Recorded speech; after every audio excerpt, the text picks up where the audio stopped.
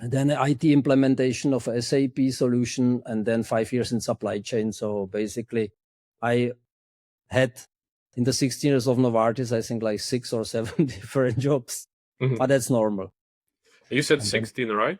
16 years, yes. I was 16 years with Novartis and probably 6 different jobs when I left and started my own career consulting then.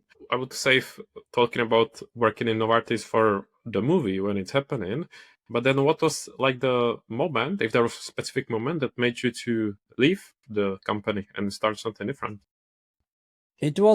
I was 55 and basically I make this move out of total desperation because I didn't like my job that much. It was for me really a torture on Monday morning again to go back to work, not because I didn't like the team. We had a fantastic team. We had a really good people there, but just the content of the work was so boring. It was just constant number crunching and data analysis. First, I'm not very good at it.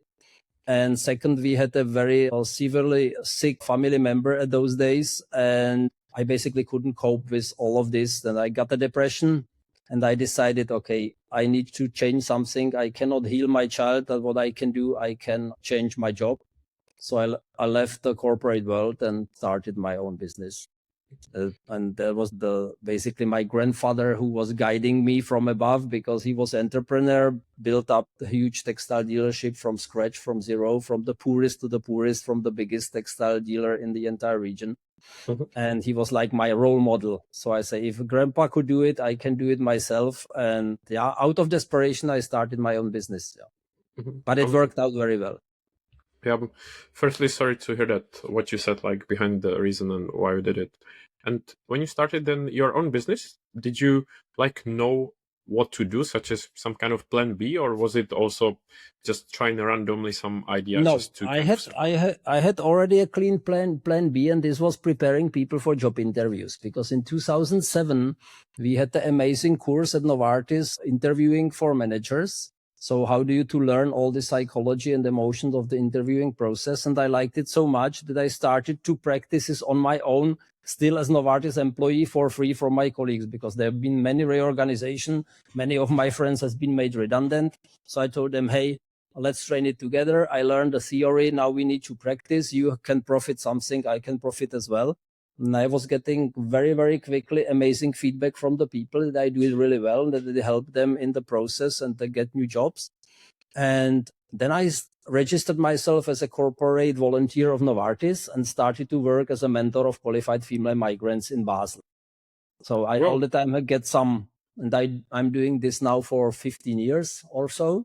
So you get a qualified female person who cannot find a job, you help them into a job, and then you get the next one. And that's the way. And out of this, I learned different skills, different coaching techniques, and so on, and which build the foundation of the own business. And how did you, because I can imagine it must have, did you feel like excited again, building something new from scratch? Or I guess it was maybe a challenge at first as well to build a business, or what did you feel like? To be honest, I don't know. It just happened. I just, okay, let's start something else. Let's start something new. And I'm an eternal optimist. So I see everything as an opportunity and not as a threat. And if I am anxious about something, I simply suppress the feeling of anxiety. Okay, let's do this. And it took like 2 years, but then it started to run. And the moment I found on the Honorary Consulate my current digital marketing partner, who showed me how to do the digital marketing right. And from the moment onwards, it came like an avalanche. So that was the reason I could even hire my daughter to be 100% my business partner. Nice. And we both can live on it, and the business is growing. So it's good. Started compounding from there.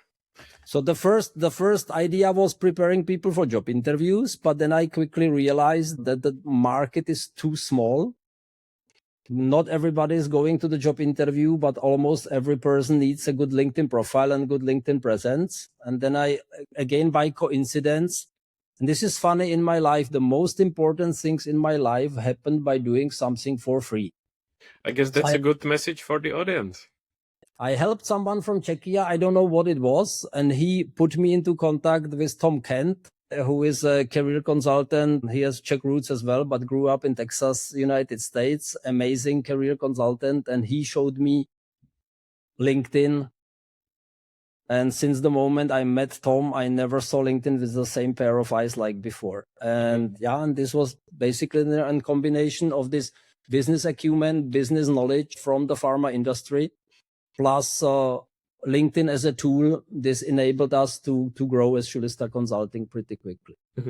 And I really like the mindset, always positive, something that I try to adopt myself, although it's not always easy, but important. And just to give us a bit of context, because I always like to ask about the time, such as when you started on LinkedIn, because I think that people often, want overnight success and think that it happens just like that. So do you remember, like, roughly what year was it or how long ago?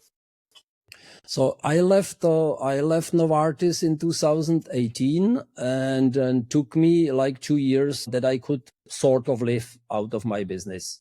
So it's 2 years of hard work, and I was living on my savings naturally, and I'm forever grateful to my wife, which never pushed me for more. Basically, my wife trusted me and said, "You can do this. Take your time," and she was not annoying me. "Yeah, you have to make more money," or something like that. So it will be probably counterproductive because I will do into a rebel mode. So I could build it slowly, but it was a lot of work, like everything. You know it on your own, how difficult it is to build a podcast which people are listening to. Yeah, it's a process. It's everything takes time, and people think that it's happened somehow overnight, but don't really see like all the hard work and days you've been showing up before with Lips. Exactly. Yeah, and this is it. You have to show up consistently. You have to build your brand.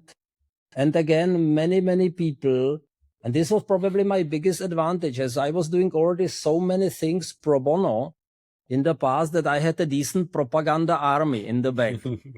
And many of the people I used to help for free are now my regular paying clients. Because imagine somebody picks you up when you are completely lost, and 3-4 years later, you are in a position and would like to do a next career step. To whom are you going to return? And the whole pro bono stuff is nothing else an investment into the future. If I would look at it like from the pure egoistic point of view, everything what you do will come back, but it takes time.